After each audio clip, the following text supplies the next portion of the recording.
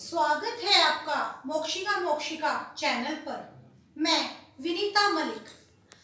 महाभारत पाठ 33 कक्षा 7वीं का पाठ, युद्ध का 12वां दिन। जैसा कि शीर्षक से पता चल रहा है कि कुरुक्षेत्र के रण में जो 12वां दिन था, उसमें उस दिन क्या घटनाएं घटित हुई।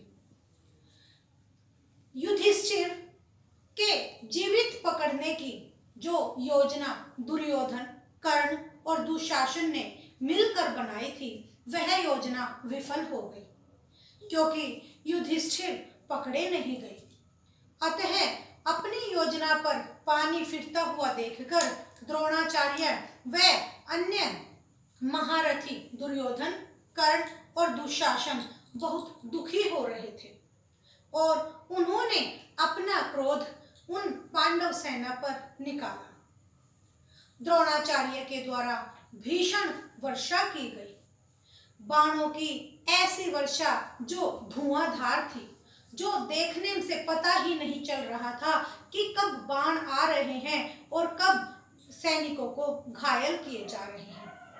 अचानक से युधिष्ठिर के द्वारा यह सुना गया कि भीम को भगदत्त के द्वारा मार दिया गया है, या भगदत्त के हाथी के द्वारा भीम के मारे जाने की सूचना सुनकर युधिष्ठिर एकदम से आवेश में आ गए। उन्होंने अपनी सैनिक टुकड़ी को उधर भीमसेन के पास भेज दिया और उन्होंने सोचा कि सचमुच ही भगदत्त के हाथी के द्वारा भीमसेन मारा गया। फिर क्या था, भीमसेन के मारे जाने की सूचना मिलते ही अर्जुन व अन्य पांडव उसी की तरफ चल पड़े और जैसे ही वह उस तरफ चल रहे थे तो अर्जुन के अलग करने के लिए भगदत्त ने अपने बाणों की बौछार अर्जुन पर कर दी।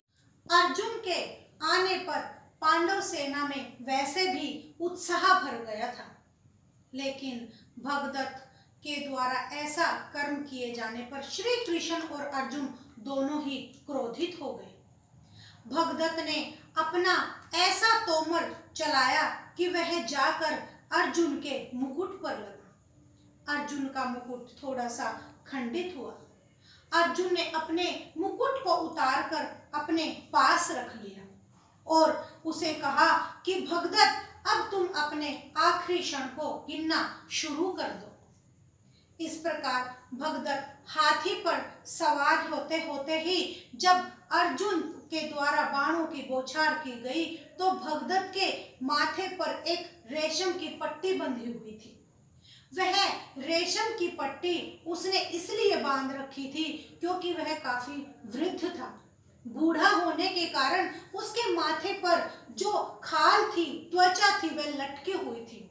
जैसे ही रेशम की पट्टी बाणों से कटती है तो वह रेशम की पट्टी खुलते ही उसके माथे की जो चर्बी थी, त्वचा थी, वह नीचे आंखों पर आ जाती है। उसकी आंखें बंद हो जाती है, उसके सामने अंधेरा छा जाता है, मानो वह किसी अंधकार में विलीन सा हो गया हो, खो सा गया। इस प्रकार अर्जुन के द्वारा फिर उसके मर्म अंगों पर, कोमल अंगों पर बाण चलाकर उसे घायल कर दिया गया। अर्जुन वैसे भी संशप्तकों के द्वारा युद्ध में चारों तरफ से घिरा हुआ था, वह उनसे भी युद्ध लड़ रहा था। संशप्तक कौन थे? त्रिगृत नरेश सुशर्मा और उसी के भाई सत्यवर्मा, सत्यरथ, सत्यकेतु और सत्येशु। ये पांचों, ये जितने भी संशप्तक थे, इनके द्वारा वह घेर लिया गया था और अर्जुन उनके साथ भी युद्ध में रत था। फिर भगदत्त की मृत्यु हो जाती है और ऐसे ही वह संशप्तकों के साथ लड़ाई करता रहता है।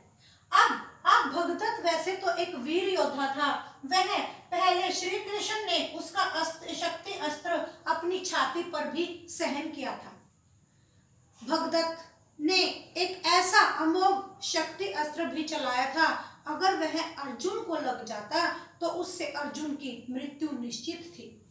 लेकिन श्री कृष्ण ने वह शक्ति अस्त्र अपने वक्ष स्थल पर, अपनी छाती पर सहन किया और इस प्रकार अर्जुन की मृत्यु न होने का कारण उन्होंने बता दिया। फिर अर्जुन को कहा कि अब आप भगदत्त के साथ युद्ध कीजिए। फिर अर्जुन ने भगदत्त के साथ युद्ध किया और उसकी मृत्यु की।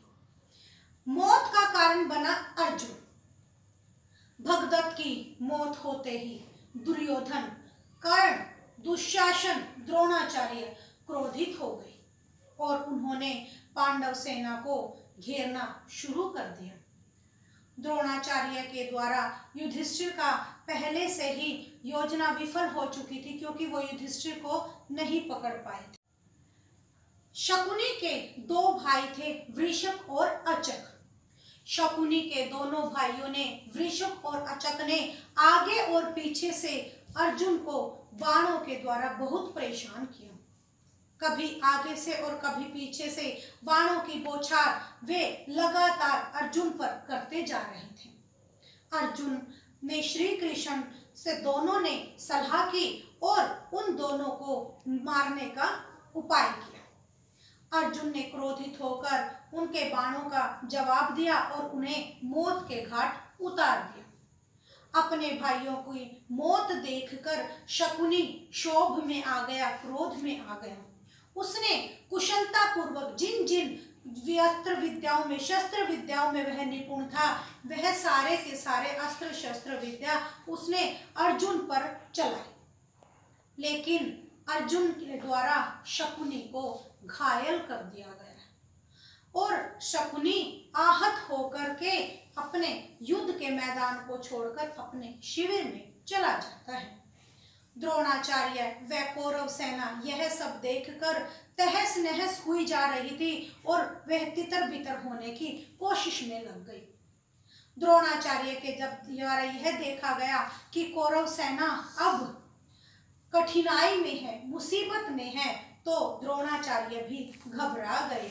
इस प्रकार द्रोणाचार्य के द्वारा अपने सैनिकों को मरता हुआ देखकर, खून की नदियां बहती हुई देखकर वह घबरा गए और उन्होंने सूर्यास्त होने का इंतजार किया। सूर्यास्त होते ही द्रोणाचार्य ने युद्ध बंद करने की घोषणा कर दी और अपने अपने शिविरों में कौरव सेना और पांडव सेना चल पड़ी। इस प्रकार युद्ध के 12वें दिन का अंत हुआ। धन्यवाद। अगर आपको मेरी यह वीडियो अच्छी लगे तो प्लीज लाइक, शेयर और सब्सक्राइब करना न भूलें। जय